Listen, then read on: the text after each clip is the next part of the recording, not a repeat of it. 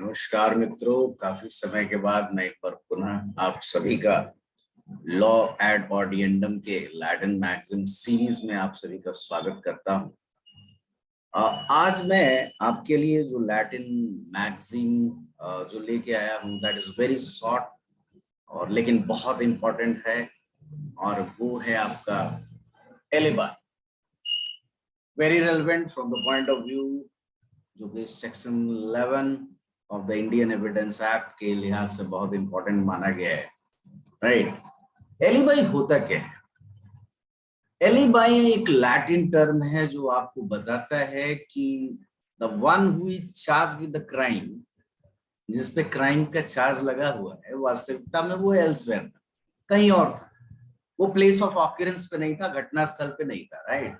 अन्यत्र उपस्थित होने का अभिवाक, अगर मैं इंग्लिश में से कहूं तो ए प्ली बाय ए पर्सन, वो व्यक्ति एक प्ली लेता है कि accused of an offence, basically जो कि अक्यूज्ड है किसी ऑफेंस का, that he was elsewhere. Very important word, he was elsewhere, यानी कि जब घटना घटी जहां उसे घटना कारित करने का, या he is made, he is set to be responsible कि उसने घटना की है, लेकिन वास्तविकता में वो कहीं और था। That having regard to the time and place when and where he is alleged, जहां उसे अलेज किया जा रहा है कि he was present at this occurrence. अब सपोज करते हैं जैसे मिस्टर रहीम है और एक घटना घटती है, मान लीजिए श्रीनगर में घटना घटती है। इन पे एलिगेशन लगता है कि श्रीनगर में इन्होंने मान लीजिए एक व्यक्ति का, एक पर्सन का क्या कर दिया, डेथ कर दी, सपोज करके चलते हैं, डेथ कर दी। लेकिन mister Rahim at that time, the time it is alleged, वो उस समय कन्याकुमारी में थे। Think about.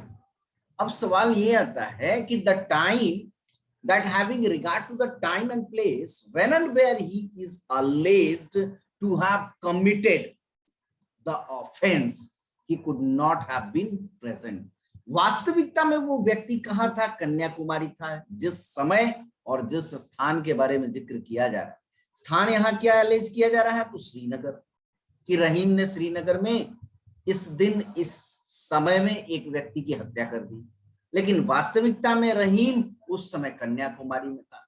तो कहीं ना कहीं श्रीनगर में रहीम का फिजिकल पॉसिबिलिटी होना इम्पॉसिबल, हालांकि इम्पॉसिबल नहीं कह सकते, फास्टेस्ट मोड है, he could be near about time में वो पहुंच सकता है, लेकिन फिर भी हम मान के चलेंगे कि लगभग असंभव है, ठीक है। तो अन्यत्र उपस्थित होने का अभिवाक। Now here section 11 of the Indian Evidence Act is very important. When fact not otherwise relevant becomes relevant, ठीक है, fact not otherwise relevant are relevant if they are inconsistent with any fact in issue or relevant fact. अब fact in issue है कि वो व्यक्ति कन्याकुमारी में था, लेकिन एलिगेशन क्या लग रहा है? एलिगेशन लग रहा है कि नहीं, उसने श्रीनगर में एक व्यक्ति की हत्या कर दी, जबकि वो उस समय कहा था, उस समय वो कन्याकुमारी में। सो फैक्ट इन इशू कहता है कि he is at Srinagar, right. वे तथ्य जो अन्यथा सुसंगत नहीं है, कब सुसंगत?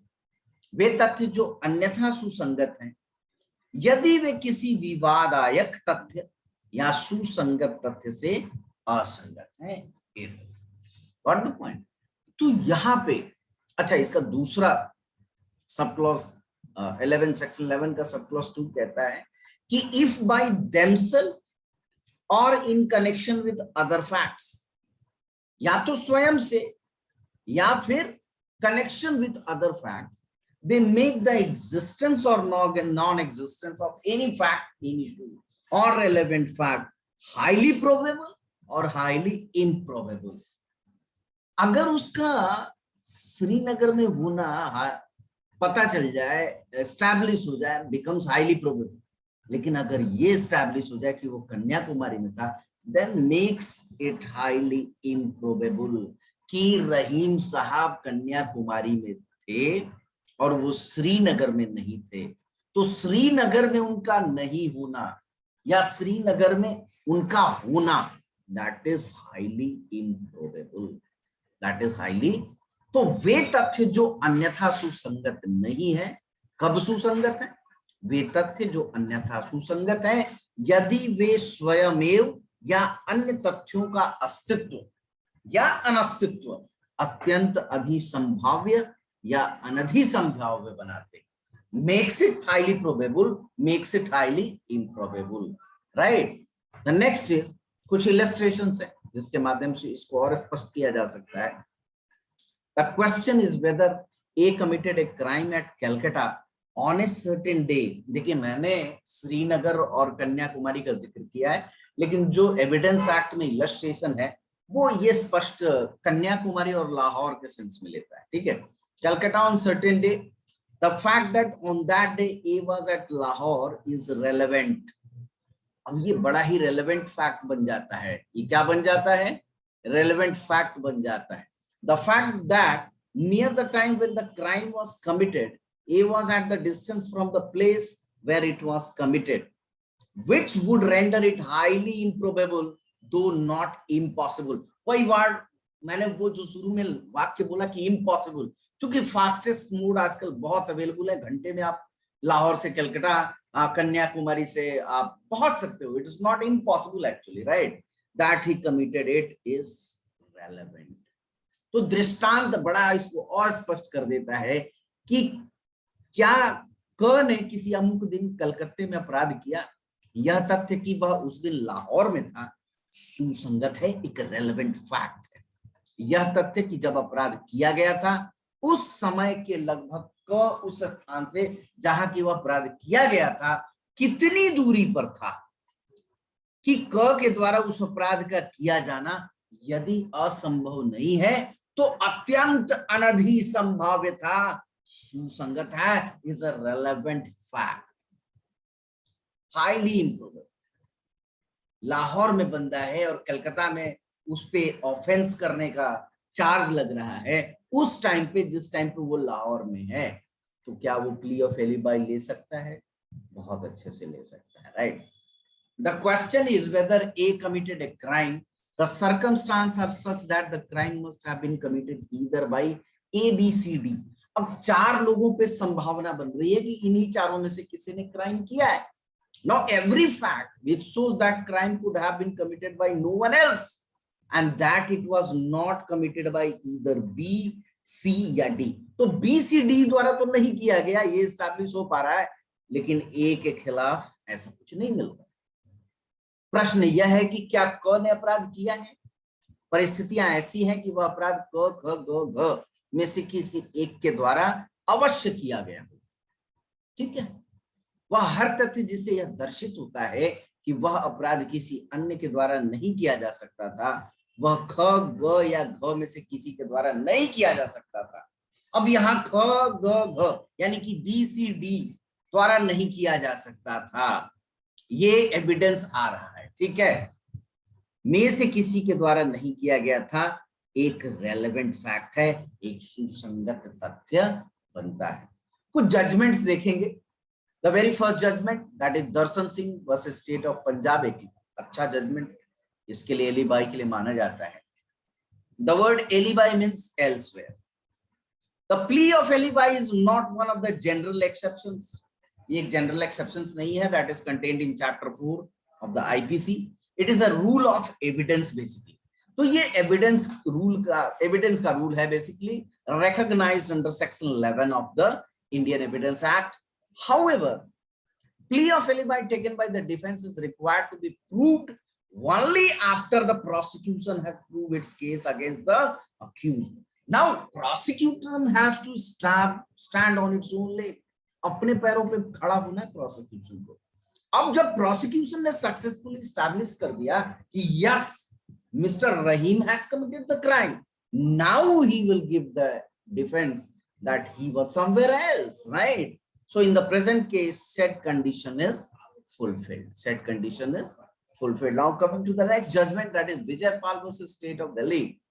The Latin word alibi means elsewhere, and the word is used for convenience when an accused take recourse to a defense line that when the occurrence took place, जब घटना घट रही थी, he was so far away from the place of occurrence that it is extremely impossible. दूरस्थ एकदम दूर दूर तक संभव नहीं है उसका वहां पे होना. Extremely improbable that he would have participated in the crime. It is a basic law that in a criminal case in which the accused is alleged to have inflicted physical injury to another person, the burden is on the prosecution to prove that the accused was present at the scene and has. देखिए मैंने शुरू में ही कहा कि prosecution को अपने legs पे खड़ा होना है. Now the prosecution had to prove that the accused was present at the scene and has participated in the crime. The burden would not be lessened by the mere fact that the accused has adopted the defense of alibi. अब ये नहीं alibi साबित करना भले ही accused का काम है, लेकिन उससे क्या prosecution का burden कम हो जाता है? ऐसा नहीं है. Prosecution has to all the time prove his case beyond all the reasonable doubt, right? So the plea of the accused in such case need be considered only when the burden has been discharged by the prosecution satisfactorily. But once the prosecution succeeds in discharging the burden, it is incumbent on the accused who adopts the plea of alibi to prove it with absolute certainty so as to exclude the possibility of his presence at the place of occurrence. PO पे उपस्थिति होना वो साबित कर दे कि किसी भी हालात में वो वहां नहीं हो सकता था. To prove it with absolute certainty so as to exclude the possibility of his presence at the place of occurrence, right? So when the presence of the accused at the scene of occurrence has been established satisfactorily by the prosecution through reliable evidences, normally the court would be slow to believe any counter evidence to the effect that he was elsewhere when the occurrence happened.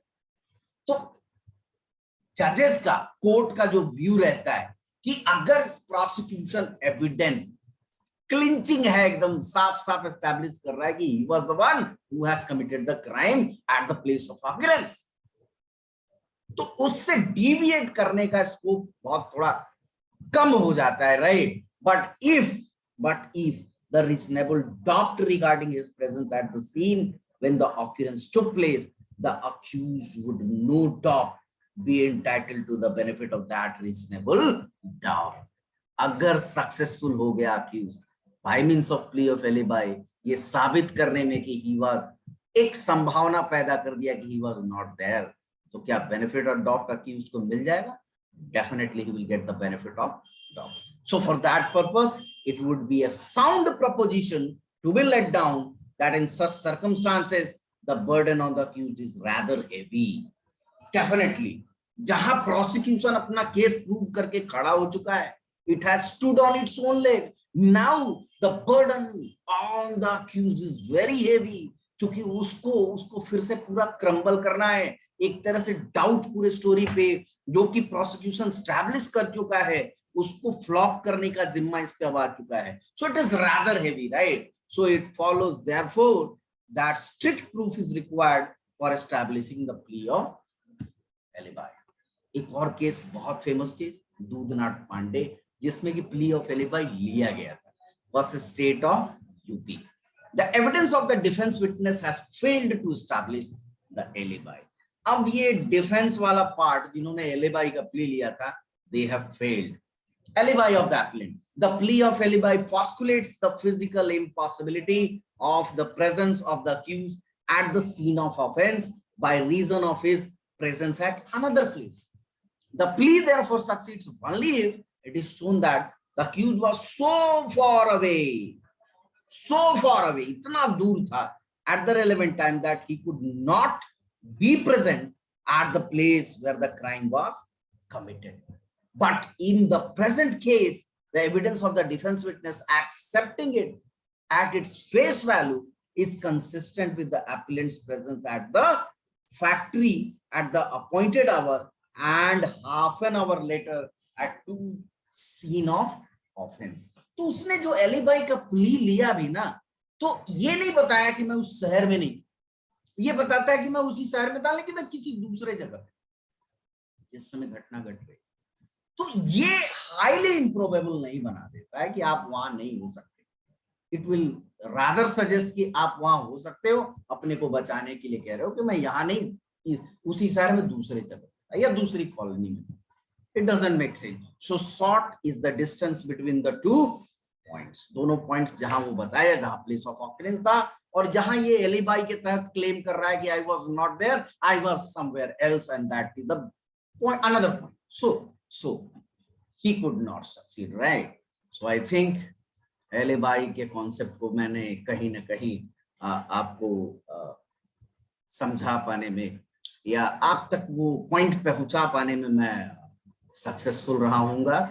Hope so. काफी दिनों के बाद मैंने पुनः एक बार join किया है due to certain unavoidable situations, जो मैं नहीं कर पा रहा था, मैं नहीं रिकॉर्ड कर पा रहा था, but I will try to maintain this and want lots of love from you, all of you, and hope you will enjoy, hope you will like, hope you will suggest that if you want on certain points, please आप suggest करें किस line से आप चाहते हो videos, किस type के आप चाहते हो, प्लीज एक बार जरूर सजेस्ट करिए। आपके कमेंट्स मेरे लिए बहुत मायने रखते हैं, प्लीज कमेंट जरूर करिएगा and please like and subscribe भी करना नहीं भूलेंगे अगर अभी तक नहीं किया तो।